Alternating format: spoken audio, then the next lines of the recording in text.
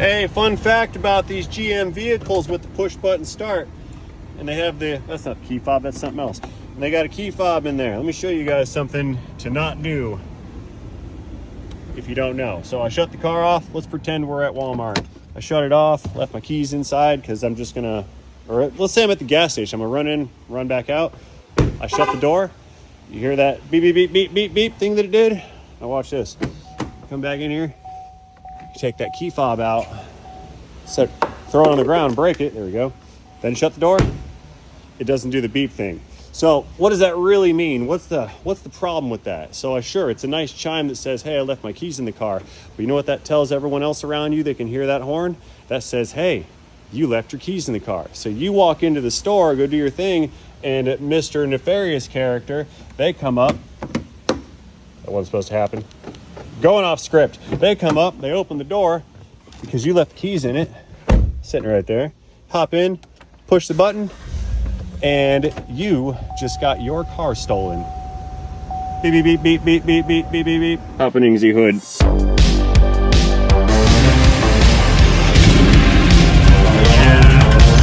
Here's our brake rotor. There was our brake rotor. Walking out through the field of Tahoes to grab another Tahoe. It's not actually a Tahoe, that's a Yukon. Same chassis, it's the Denali package. This thing right here is a 2017 6.2 liter. Customer states today that it's got the dreaded 6.2 tappy tap lifter knock noise, and he's interested in doing the AFM delete on this unit at 72,667 miles, if my eyeballs were correct there. Let us start the engine. Yeah, it's got a ticky tick tick tick. I'm not hearing it so much right now. I started this thing yesterday and it had all kinds of ticking noises. Oh, there it is, I hear it. Yep. Here, let's swing this thing into the shop, and we're gonna see what we can do about fixing a potentially collapsed lifter on this 6.2. It's either got a tick or a rod knock. These L86s, that's the designation for the engine code. I believe these L86s had or they have an ongoing, all of a sudden out of nowhere, bearing failure, where the engine just blows itself up and throws a rod through the side of the block. And I'm hoping this is not the case on it, but we're gonna do a quick diag on this thing and see what's going on with it. Figure out why it's ailing us. What do we have here? We've got some kind of device. Arrange.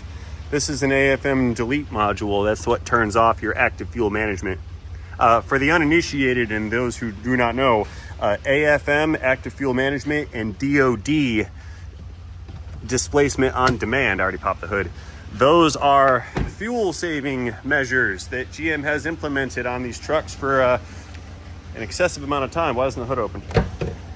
And they're remarkably failure prone, and some of them, it wipes out the engine and ruins the camshaft and fills the engine full of bearings, or full of bearing material and camshaft material. I'm hearing it mostly here on this side. You guys hear that? Ticky, ticky, ticky, ticky, ticky, ticky, tick. Let's get a light, see what we can see in there. Okay, so listen up. One thing here that needs to be known before we go rah, rah, ree, rah, rah around here. Yes, I drove this in. Yes, it has potentially internal engine damage. No, running it right now is not going to hurt anything because the guy drove the thing here. So if there's internal damage to this engine, it's already been done. There's nothing that I'm going to do that's going to damage it any further. So anyway, coming in here with an illuminator, we're definitely favoring the right-hand side. It sounds like a lifter tick to me. That's what this sounds like. Let's go throw the scan tool on it. I brought it with when we came in. Let's toss the scanner danner on this unit, and we're gonna see if it's got any trouble codes in there, and we can at least see if it has like active misfires. That'll let us know which cylinder may be the affected cylinder. I see we have some parts in the box. Spark plugs, that's not gonna fix it. We have an ignition coil, that's not gonna fix it. We have some spark plug wires in a box, that's not gonna fix it. And another coil, 3, 4, 5, 6, okay, a bunch of coils. We have spark plugs, wires, and coils. Okay, that's not gonna fix it. We can throw that stuff on if we do the actual work on this. Now, my guy had said, and he believes this has got a collapse lifter on it. And like I mentioned, he asked about doing a DOD delete. He wanted to put in like AFM DOD lifters. But the problem with that is it is not advisable to use the factory camshaft and still perform a DOD delete on the vehicle. Reason being is that cam is not designed to work with a non-AFM/DOD type of system. So if I were just to throw the lifters in there, we can probably just wipe out the whole drivetrain. Like it'll work for a little while, but it may not have the longevity that I would assume we're looking for. So that being said, if we're going to do a delete on this, then what we're going to have to do is pull the motor out and change the camshaft. I don't think we can change the cams in chassis. I think it runs into the radiator core support when you try to pull the cam out of it, and it just cannot be done. So if we were to do that, this is gonna have to be an engine out job, and we're gonna have to put a cam in it. I'll probably call up Texas Speed and get one of their kits because they have like the whole deal all in one unit. Anyway, let's pull up misfire codes and see if we can't identify the cylinder in question here. Again, we got a 17 Yukon rear-wheel drive, 6.2 liter L86 with 72,667 miles on the odometer. Let's see here, we're gonna go into engine. Let's just check it for codes first. I know the light's not on, but that doesn't mean there's no code in here. We can have codes that do not request the malfunction indicator lamp. It's hot in here too. Fire up the AC. All right, distance, sensing, cruise control, signal message counter, incorrect, invalid. That's not it. Front object detection, blah, blah, blah. That's not it. Okay, so we don't have any codes regarding the engine in the ECM. So it has not detected an issue. Let's go into data. Data. Misfire data, that's what we want. Because if we have a bent push rod or a collapsed lifter or something like that, we're gonna have misfires. We have no current misfires. Let's check the count for history, and 1 through 8 shows no misfire count. What I'm gonna do is put it in gear, foot on the brake. Let's give it some throttle and see if it misfires under load. No. I don't even feel a misfire. Okay, so we're not misfiring. Mr. Dave, can I trouble you for a moment, sir? Can you hop in this thing and power brake it in forward? I would like to listen for that noise. I'm trying to figure out which cylinder it is. I'm ready when you are, go ahead. Don't run me over.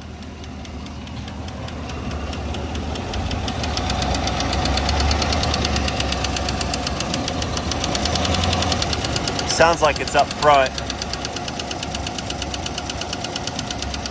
One of these two up front. That's what it sounds like to this guy. I don't hear it back there, and I don't hear it over here. All right, Dave, bring her down. You go ahead and throw it in park and shut it off. We're good. Thank you, sir. Okay, so what I want to do first, I suppose, is neat. That means you left the keys in it. What I'm gonna do first is I'm gonna pull the oil filter off. We're gonna cut it open, see if there's any metal in the oil. I want to see if this engine's junk or if it can be saved. Because if one of the lifters turned inside of its lifter bore, then what that can do is cause the roller on the lifter to just wipe out the top of the cam. And since we don't have a misfire, that might be what's going on here. But so let's check it. We're gonna pull the filter off, cut it open. We're gonna look for metal inside, and then go from there. Let's put it on the ramp so I don't crawl around in the dirt. You like my song, Dave? Yeah. No, let's rear wheel drive. That Cobalt was doing that too. Yeah, you got a good video of that. Yeah, look at that. Didn't want to go up. Oh, he scared the roach out of it. Ah, I see him. That's one of those little guys too. Kill him. kill him Oh, bad. no, it was an earwig, not a roach. Oh, I well. don't care what it was. It looked like a roach. Kill him a lot. Yeah, the little rubber pad on this didn't do a good job of holding it still. Look at it. Scuffed up the scary. floor. We're gonna have to go faster next time. Put some self-tappers in the ground here. We can just nail it in. Good idea. Screw one of these boards down. Yeah, well, it's a stopgap solution. I'm just gonna get a good running start and see what happens. Oh no. Well, charm, right? It's gonna work or it's not.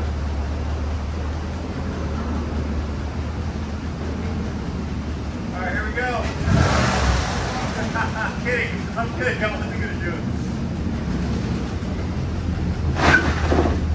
Not a chance. It's not gonna go up there.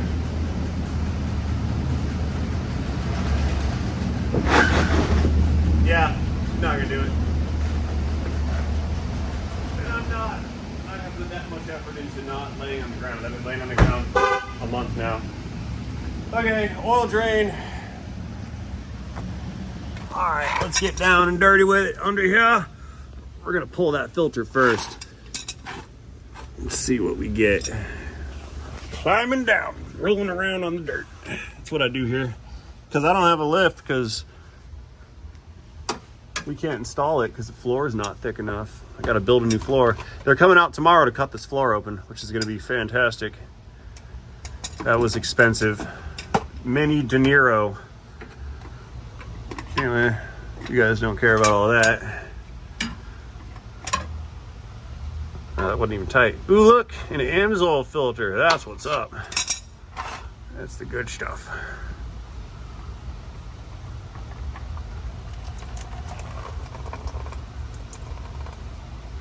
Okay, let's let that drain for a minute. You guys, look, that oil's like pretty brand newish looking, still golden color.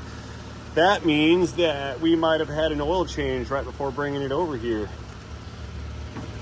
There was another one of these once that we had on a Silverado. The guy did that. He had a spun bearing in the bottom of the block and he changed the oil and then brought the car over here and was like, hey, what's wrong with it?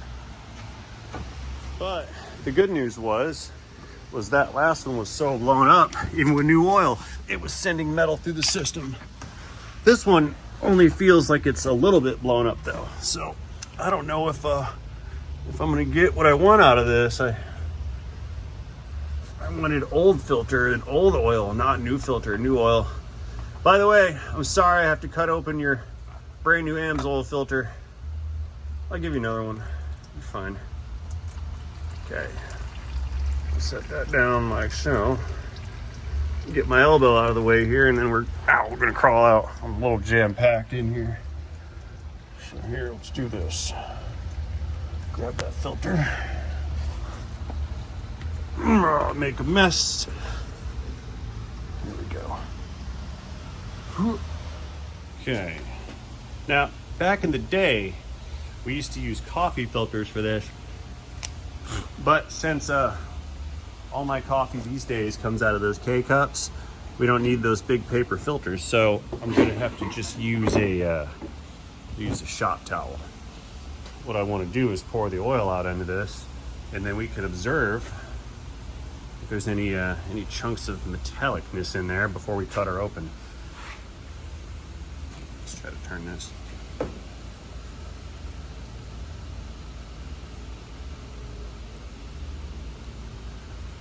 Okay, I don't see any flakes or chunks just pouring out of the filter.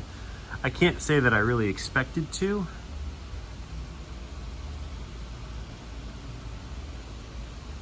That's good. Okay. Yeah, so far, nada. Let's go cut this open and look inside. Okie dokes. Here at the vise, throw the filter in it. And I have a device right here. This is designed for cutting open filters. It's like a big can opener. So we've got a cutting blade here, and then a couple little skateboard roller bearings on the end there to go around. So what we do is stick this on top, tighten it down with the threaded business in here, and give it a turn. As it turns and goes back to where you started from, tighten that down a little bit more, continue to turn. Make it slip off. Try it again. We're almost through.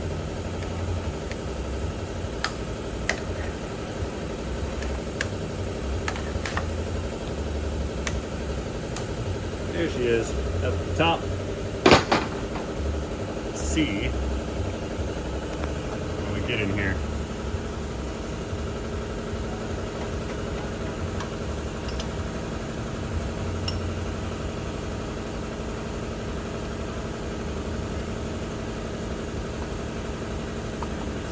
Oh no! We're letting that drain until I made a mess. That was stupid. I just lost all of my forensic data.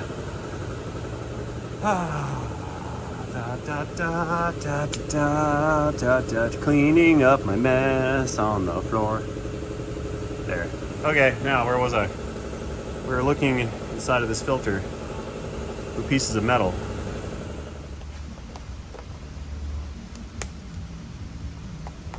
I'm going to take the filter element out of it and we're going to unroll it and look in between the pleats. Figure that's the most Scientology.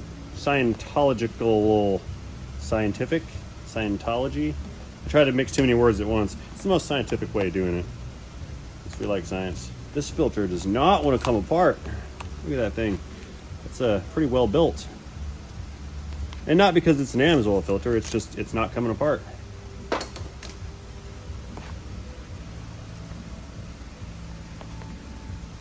Well, Amsoil filters are actually made by so-and-so, so what you're paying for is marketing and blah, blah, blah. Just like every other, I know, it's all made by one company, you guys. Everything is. I mean, not really, but that was an exaggeration. You get my point, though. Like Ryobi Tools in Milwaukee. They're all owned by the same folks, aren't they? Same umbrella corporation. There we go. That's a stubborn little bugger. Plus, I'm trying to tear metal off of paper, too.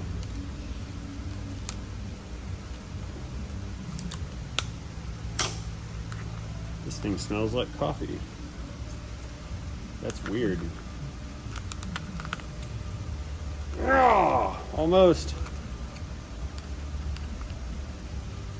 I'm squeezing this so hard it's actually squeezing oil out of it. It's awesome. There. Now that I've mangled this sufficiently, let's unroll it, take a look at it in the light.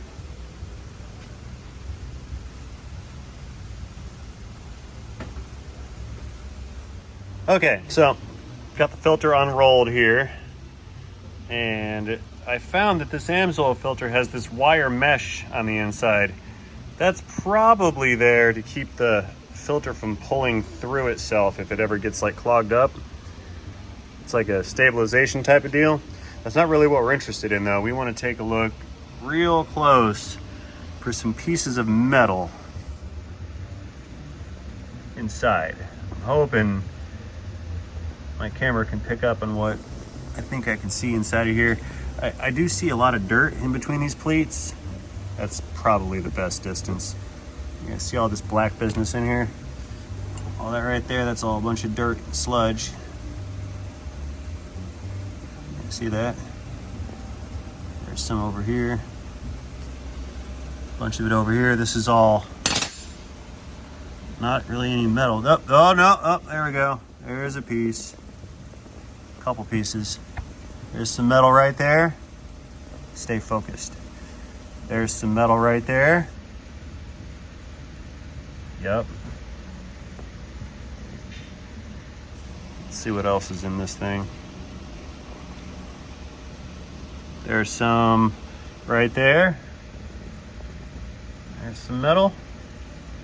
And here's some. Focus. There's some right there. Pardon my nasty fingernails. I'm covered in oil. It's kind of gross. Oh, there we go. We got ourselves a smoking gun here, guys. Look, that's a whole boatload of metal right there. Look at all that.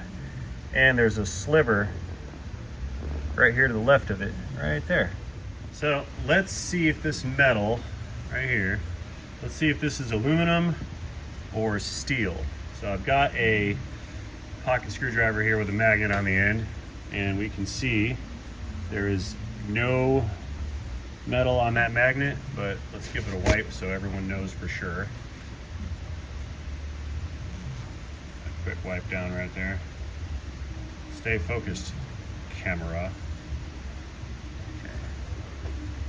Let's see what we get out of... Oops. My camera switched cameras. Yeah, the iPhones. Look at that. Oh no! It's just sucking it right up. Piece right there, piece right here. There's a little piece right there. That one's not coming out. Maybe that piece is aluminum. But regardless, look at what we have. That is not okay to be in your filter.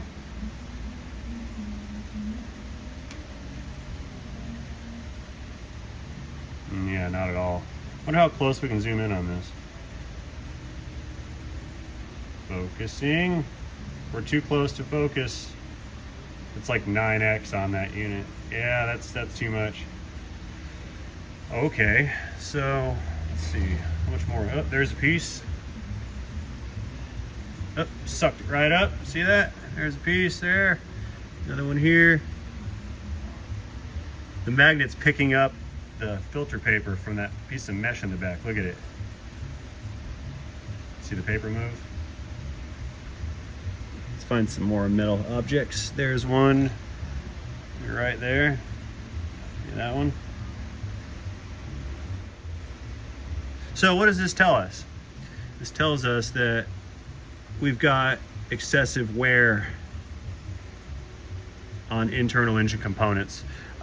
What I speculate here is that the lifter has rotated in its little lifter basket like we talked about earlier, and I think it's riding on the camshaft, eating the camshaft. I think that's what she's doing. Now the problem with this is all these pieces of metal, they've been circulating around inside of this engine for who knows how long. That's a big piece right there.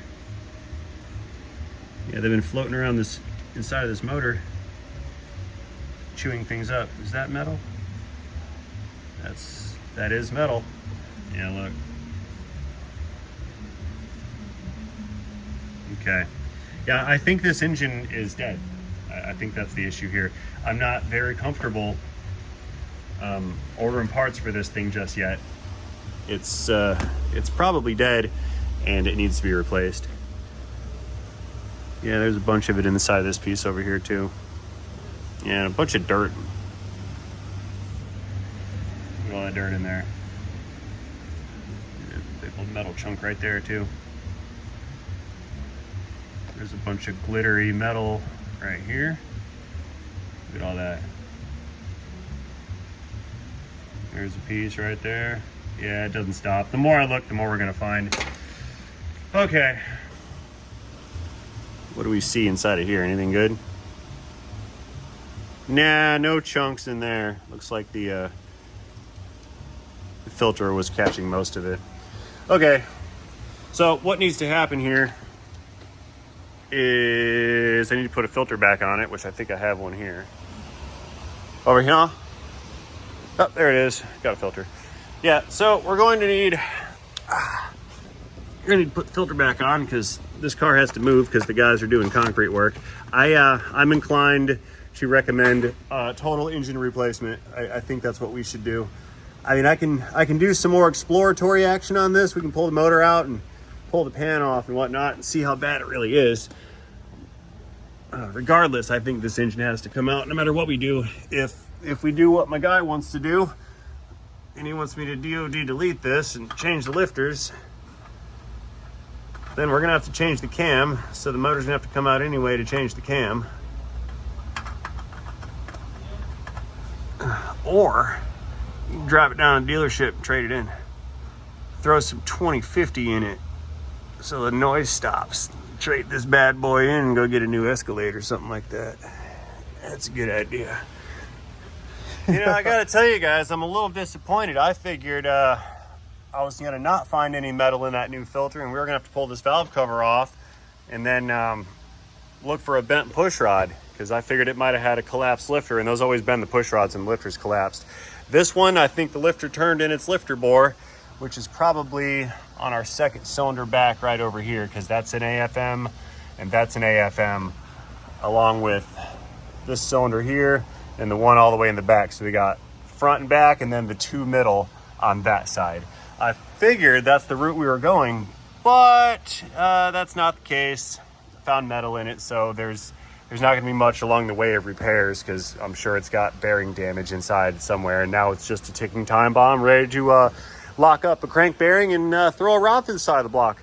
We're not there yet, but that's what's in this engine's future. So what I'm going to do is I'm going to call up Eric from I Do Cars, since he buys cars that are wrecked and salvages them. I'm going to call him up and see if we can't find a used 6.2 that has not blown up, that has less than 70,000 on the clock, because I don't want to put a higher mileage engine in a car. That's not okay. You just don't want to do that. That's wrong on so many levels, unless, you know, it's like your car. But I don't want to put a higher mileage engine into it. So I have Eric from the I Do Cars YouTube channel doing what he does, and he's going to come back and let me know if he can find an engine and how much it costs. And then when I get an engine, then we can just do the DOD camshaft swap on this thing and then call it a day. But clearly that's not going to happen right now. So unfortunately, this one is going out. New filter's already been installed. We threw a quarter oil in it when you guys weren't looking. That way we don't blow the engine up, because it would, you know, you can't send them out low on oil. That would just be bad. So that being said, I do not believe I have anything more to offer you on this particular truck at this exact moment in time. Shut that down. So that being said, guys, I'm going to go ahead and close this one out. I will do such things as always by thanking all of you guys, ticky tick, for watching this video. Let me know what you think about this engine, this platform, and this situation in the comment section down below. Do not forget to engage that like and subscribe button while you're down there. And most importantly, have yourself a better day than this guy's having. See you guys later in a video, in a day, in a Yukon Denali, end of 6.2 L86.